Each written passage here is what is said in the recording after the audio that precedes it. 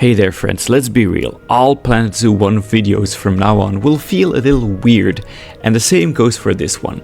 What you see over here is a simple garden area for guests to stroll through, and a large pavilion for reptiles, and yes, for birds, called the Samuel Maxwell Pavilion. And yes, these birds are modded, they're a bit wonky, they look great, they don't behave perfectly, but I knew I had to build this. So what are we looking at? Across from what I envision is the exit of the aquarium, you have this little planted section just with these more unkempt, less planned gardens here with the rose bushes, the daffodils and the trees.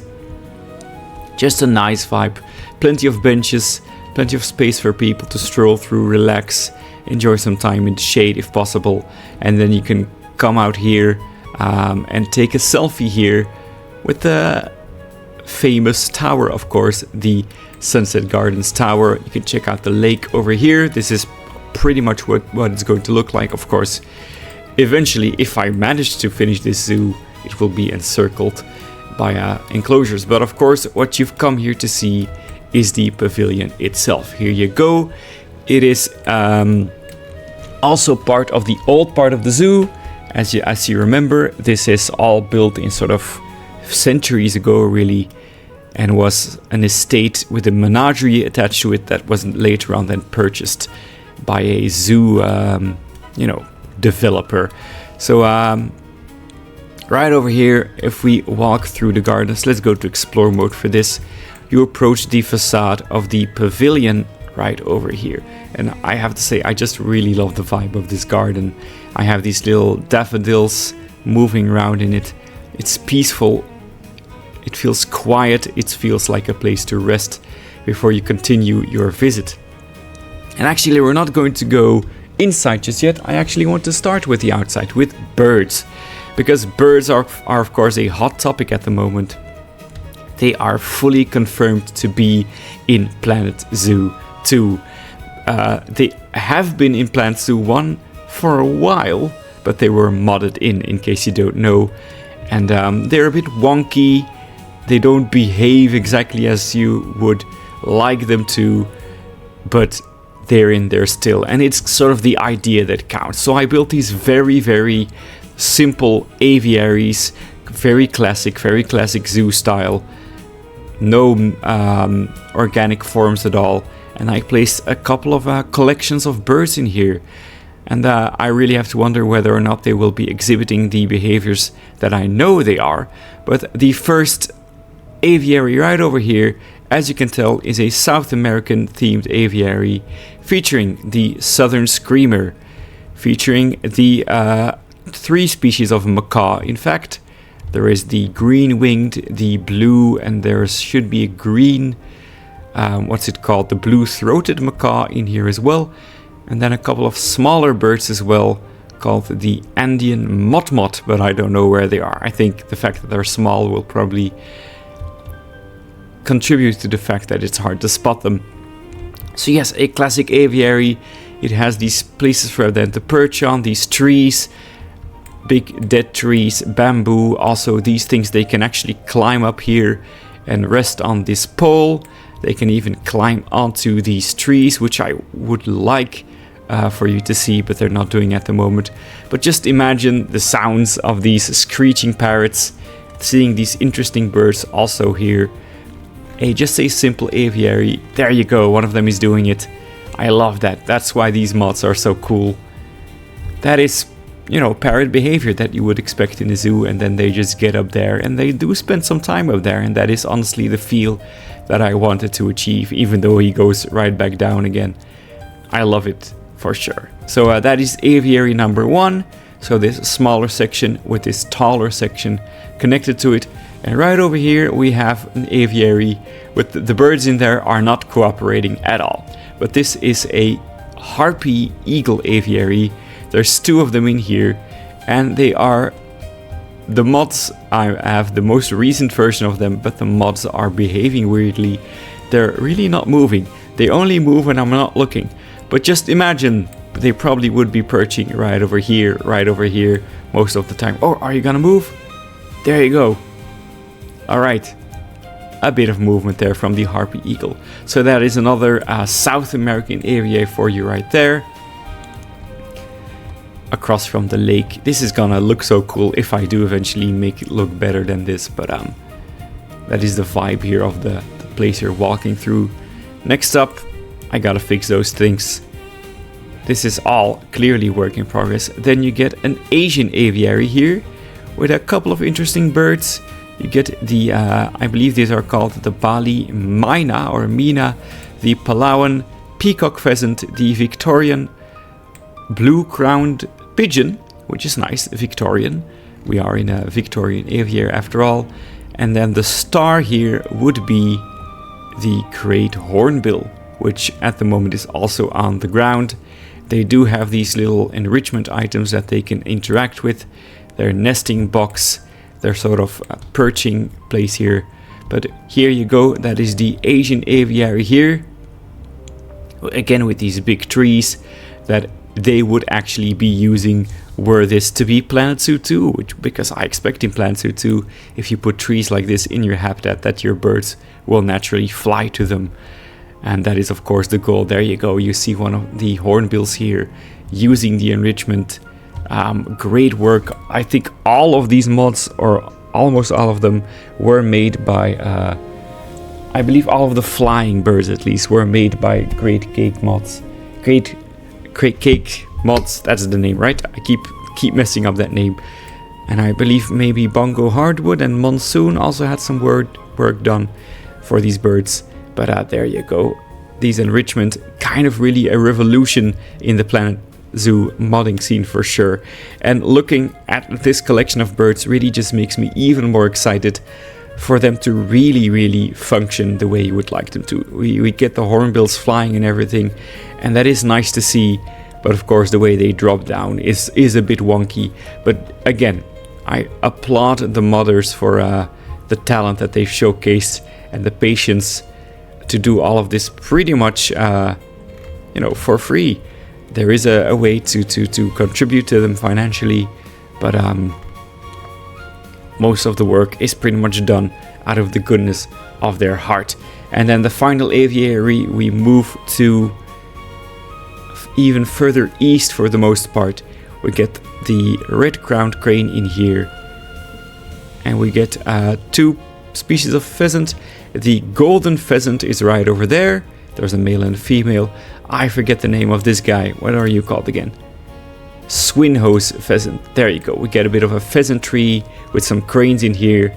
With this different vibe of aviary. The others one were tall and grand. This one is more of a rustic, peaceful place with a little pool and statues and plenty of bamboo. I will say I made a bit of a mistake not making this aviary face the sunlight. Lighting conditions in the second game will improve for sure, because this doesn't look as nice, when you see it under the sunlight. It instantly looks very nice indeed. But yeah, that is the indoor section over there. That this path isn't connected yet. I still have a lot of work, but I wanted to record this video anyway.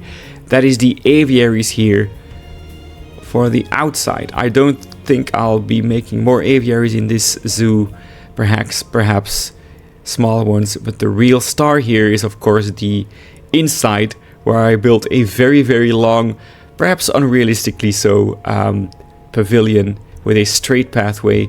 A very classic zoo design is what you're going to see. Inside is going to be very warm, very hot, and you get a reptile pavilion right over here. And I must say, I really like the vibe of this place. I know it's a bit narrow and straight, and I could have given it a more interesting shape. Not necessarily like an organic curved shape, but maybe some corners for you to turn. But here we go. It is a straight path. And now right over here we get the first animal living in here, the spectacled caiman, who actually have been, they've been breeding a lot. But what I really wanted to create here was this 4 habitats is what you'll see here, and they're all sectioned off with these planters, and these planters really encircle the habitats. Also between the guests and the animals are these planters, and then just a whole bunch of lush tropical plants put in here. And then the animals themselves actually get a very, very basic concrete box to them. This is an old building, and I believe like the foliage probably has gotten an update, the backstage, but in general this is what it looked like when it was built a very, very long time ago. Even with the concrete ramp and everything, the concrete water, there's no, it is very, very basic. There's pretty much no deep diving to be had here as well for these guys. But that is the spectacled caimans habitat. And as we move on to a much bigger animal, we get the gharial right over here. We get mom and dad, and they had 2 little babies here. Very deliberately, that's something I need to fix as well, but very deliberately the back wall is not, the area had some things in the back like rock walls and stuff, but right over here I just wanted it to be no secret that you were inside the building, right? Even with these doors, this is an old building. The bricks have been here for centuries, and they haven't done any effort in hiding it. Maybe this is a modern addition, but even then, the brick is still very prevalent, and those doors really make me happy. So the gharial gets a bit more space to itself with these planters. I sort of guessed that the gharial would easily be able to get into this planter, so I did put these taller fences in here, keeping the reptiles from escaping into other reptiles' habitats. So there you go. If I could make some changes to this, I would probably place some decals down here to make it look a little bit more dirty down below. But I hope you can agree with me that the vibe of this place is very nice. However you adjust the lighting, it just really works. The green contrasted with the big open sky above you through the roof. Then of course this colorful mosaic path had to be in there, and then just a very basic design here. Awesome creatures. Hope they're in Plant Zoo 2 base game. Then next up we get actually the Galápagos tortoise. There's 3 of them in here. They probably have way too little space, but they do have this little resting box with a heat lamp. They can actually get into it for the most part, and it's always nice to see them rest there. But this is the Galápagos tortoise, sorry. It gets its little fern, it gets this more exposed earth and dirt and detritus, and it's these little scenes like this that really make me happy with playing this game, right? You know what I mean? These roots, these rocks, the fallen leaves. That is what Plant Zoo 1 really means to me, right? Plant Zoo 2 better, I know it's gonna be great, but I hope I can get to building little scenes like this right away, because it makes me happy, even with the fallen tree there, which of course it serves no purpose for the tortoise. No purpose for the tortoise. Tortoise! Anyway, that's the Galápagos tortoise. Wow, okay, I'm not cutting that out. But here is my favorite one of them all, the Komodo dragon. It is meant to be the final stop, pretty much. It's sort of building an early climax, then more peaceful here, and then you get the Komodo dragon, one of the biggest lizards around. Well, the biggest, in fact. And for this, I knew I had to put these faux trees in here, these broken trees, this backdrop, everything, the exposed earth, the rocks, the leaves. This is definitely my favorite one out of the 4 that I've shown to you. And just the vibe here of these windows with these trees everywhere and these plants and the planter here. Huge fan of this. Obviously in here it's gonna be very, very hot and humid. Probably should be adding like sprinklers in here. Perhaps that's something I have to do as well. Adding these railings with sprinklers.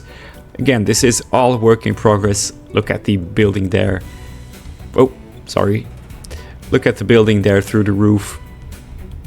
That is so much fun in Plant Zoo. When you start building a big environment, you can look at the rest of your zoo, catch these little glimpses of buildings and trees and everything.